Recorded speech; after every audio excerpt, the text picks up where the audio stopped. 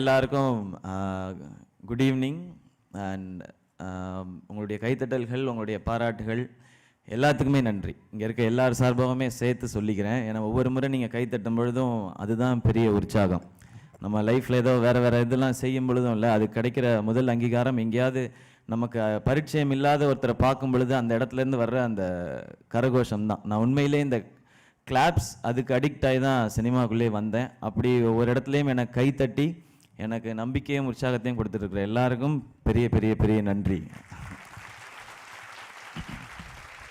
And honey ma'am அவங்களுக்கு வந்து award கொடுக்க வச்சதுக்கு ரொம்ப தேங்க்ஸ். அவங்க வந்து என்ன சாதனை பண்ணியிருக்கேன்னு தெரில அப்படின்னு சொன்னாங்க. ஃபஸ்ட்டு அவங்க தமிழ் பேசுகிறதே பெரிய சாதனை.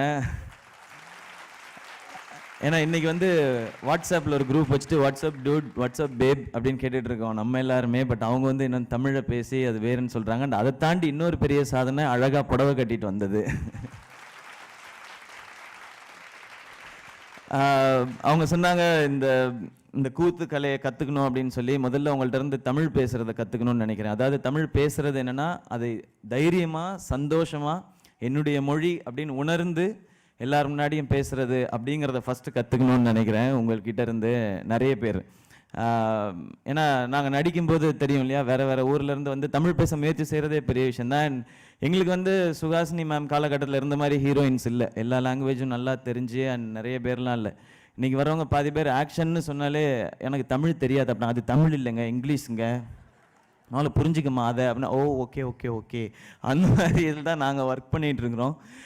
அப்படி இருக்கும்போது இந்த மாதிரி ஒவ்வொருத்தரும் தமிழ் பேசும்போது கேட்குறதுக்கு சந்தோஷமாக இருக்குது. அதெல்லாம் தாண்டி சந்தோஷன்றதை விட என்ன பேசுகிறாங்கன்றது புரியுது. முதல்ல பாதி நேரம் புரியாது. நம்ம ஹிந்தி இங்கிலீஷில் பேசும்பொழுது அப்படியே உட்காந்துருக்க வேண்டியிருக்கு. அண்ட் இந்த மாதிரி ஒரு எஃபர்ட், இவ்வளோ பேரை வந்து இப்படி ஒரு ஸ்டேஜில் அவங்கள வந்து அவங்களுக்கு மரியாதை செய்யணும், அவங்கள அப்ரிஷியேட் பண்ணணும், என்கரேஜ் பண்ணணும் நினைக்கிறது ஒரு பெரிய விஷயம்னு நினைக்கிறேன். அதை வந்து ரொம்ப கேஷுவலாக ரொம்ப சிம்பிளாக அவங்களுடைய ஸ்மைல் மாதிரியே செஞ்சுருக்கிறாங்க மாலாமணியன் மேம். ஸோ அவங்களுக்கு வந்து பெரிய தேங்க்ஸ், வாழ்த்துக்கள் எல்லாமே சொல்லலாம். ஏன்னா எனக்கு ஞாபகம் இருக்குது, எங்கள் வீட்டில் டிவி இருந்த காலகட்டங்களில் வீட்டில் எல்லாரும் அதிகமாக பேசுகிறது வந்து மாலாமணியன் மேம் பற்றி பேசுவாங்க. அப்போ இருக்க 2-3 பேர் பற்றி தான் பேசுவாங்க, Malamaniyan ma'am and Shobana Ravi ma'am. அந்த மாதிரி எங்கள் தாத்தாலாம் அடிக்கடி சொல்லுவார், ஏன்டா சோபனா ரவி மாதிரி உம்முனே இருக்க, மாலாமணியன் மாதிரி சிரிச்ச மாதிரி இரண்டா அப்படின்வார். ரெஃபரன்ஸே டிவி தான். அப்போ வேறு எதுவுமே கிடையாது. தேட்டருக்கு எப்பயாவது போகிறது உண்டு, அதை விட டிவி தான். நான் அவங்கள ஃபஸ்ட் டைம் பார்க்கும்போது சொன்னேன், உங்களை டிவியில் பார்த்தது இன்னமும் ஞாபகம் இருக்குது, டிவி ஆஃப் பண்ணால் கூட உங்கள் சிரிப்பும் முகமும் தெரியும் மேம் அப்படின்னு சொன்னேன். ஸோ ரொம்ப தேங்க்ஸ் மேம் இன்வைட் பண்ணதுக்கு. அண்ட் அவங்க சுஹாசினி மேம் எல்லாருமே ரொம்ப க்ளோஸ். லைக் அவங்க வந்து அவங்களுடைய லைஃப்பை தாண்டி மற்றவங்கள பற்றியும் இந்த மாதிரி நிறைய நல்ல விஷயங்களை பற்றியும் அதிகமாக யோசிக்கிறாங்க. ஸோ அந்த மாதிரி பார்க்கும்பொழுது இங்கே இருக்கிற இன்றைக்கி இதோடு அசோசியேட் ஆகிருக்கிற பெண்கள் எல்லாருமே ஒவ்வொரு வகையில் பெரிய இன்ஸ்பிரேஷன். இங்கேருந்து இன்றைக்கி அதை தான் நான் கேரி பண்ணிட்டு போகிறேன். வெளியே தெரிஞ்சால் எல்லாருக்கும் தெரிஞ்சு தான் சாதனை செய்யணும்னு அவசியம் இல்லை. நீங்கள் சின்சியராக ஒரு சாதனையை செய்யும் பொழுது என்றைக்காவது ஒரு நாள் அது வெளியில் தெரியும், எல்லாராலையும் மதிக்கப்படும். அண்ட் அதெல்லாம் தாண்டி இது எல்லாருக்கும் தெரியணும், கைத்தட்டணும் அப்படிங்கிறத தாண்டி எனக்கு ஆத்மார்த்தமாக நான் பிறந்த இந்த பிறப்புக்கு ஏதாவது ஒன்று செய்யணும் அப்படின்னு சொல்லி ஒவ்வொருத்தரும் அவங்கள ஃபீல்டில் பெஸ்ட்டாக பண்ணிகிட்டு இருக்கிறாங்க.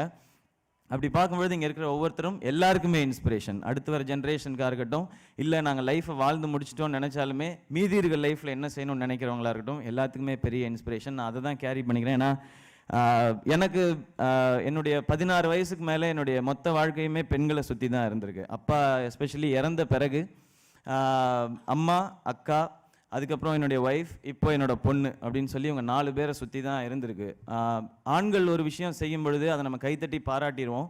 பெண்கள் ஒரு விஷயம் செய்யும் பொழுது அது எல்லாருக்குமே ஒரு இன்ஸ்பிரேஷனாக இருக்கும். நிச்சயமாக ஒரு பொண்ணு செய்கிற சாதனையை, ஒரு பெண்கள் செய்கிற சாதனையை யாரும் வந்து கேஷுவலாக பார்த்துட்டு திரும்பி போனது கிடையாது.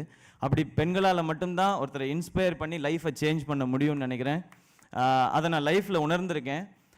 அப்பா இல்லாத டைமில் என்னை படிக்க வைக்கிறதுக்கு அம்மா கஷ்டப்பட்டாங்க. அப்போது வந்து நான் யோசிச்சது அதான், நான் படித்து அம்மாவுக்கு திருப்பி செய்கிறதெல்லாம் ஒன்றும் விஷயம் கிடையாது, இந்த மாதிரி என்ன மாதிரி இருக்கவங்களுக்கு ஏதாவது செய்ய முடியுமா அப்படிங்கிறத நோக்கி மட்டும்தான் ஓடிட்டுருக்கேன். ஸோ ராஜம்மாள் மேம் நீங்கள் சொன்ன அந்த ஒரு பாயிண்ட் எனக்கு வந்து என்னுடைய 17வது வயசில் ஆரம்பிச்சிருச்சு. எஜுகேஷன் தான் வந்து லைஃப்க்கு கான்ஃபிடென்ஸு, அது இருக்கணும். எந்த வேலை வேணால் செய்யுங்க, என்ன வேணால் செய்யுங்க, பட் படிக்கணும். என்ன நிறைய பேர் கேட்டாங்க, பிஇ படிச்சிருக்கேன், எம்பிஏ படிச்சிருக்கேன், ஏன் போய் சினிமாவில் அப்படின்னு சொன்னாங்க.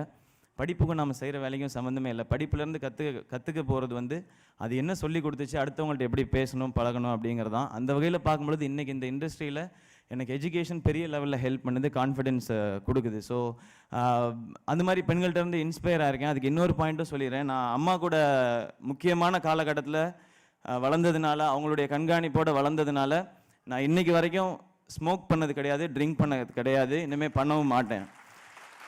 அது லைஃப்பில் என்னால் உணர முடிஞ்சுது. ஒரு பெண்களால் மட்டும்தான் அவ்வளோ ஸ்ட்ராங்காக நம்மளை இன்ஃப்ளூயன்ஸ் பண்ண முடியும், இன்ஸ்பயர் பண்ண முடியும். அது நல்ல வழியிலையும் இருக்கலாம், கெட்ட வழியிலையும் இருக்கலாம், நம்ம யாரோட அசோசியேட் ஆயிருக்கோன்றதை பொறுத்து. அவங்க அவ்வளோ ஸ்ட்ராங், அவ்வளோ கேப்பபிள், அதை செய்யக்கூடிய சக்தி அவங்களுக்கு நிறையவே இருக்குது.